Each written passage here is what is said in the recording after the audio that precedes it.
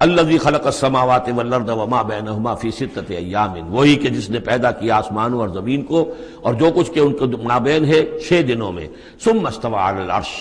پھر وہ متمکن ہو گیا عرش پر، تخت پر۔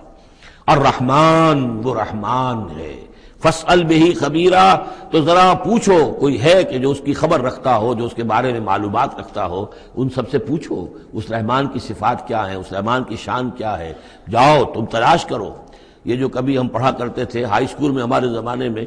کہ مجھ کو ہے تیری جستجو، مجھ کو تیری تلاش ہے، خالق میرے کہاں ہے تو، مجھ کو تیری تلاش ہے، تو ایک ارج ہے انسان کے اندر،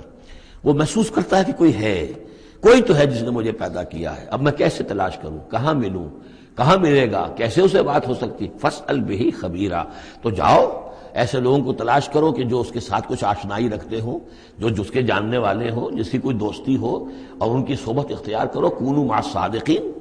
تو یقیناً تمہیں جو ہے اللہ تعالیٰ کی معرفت حاصل ہوگی۔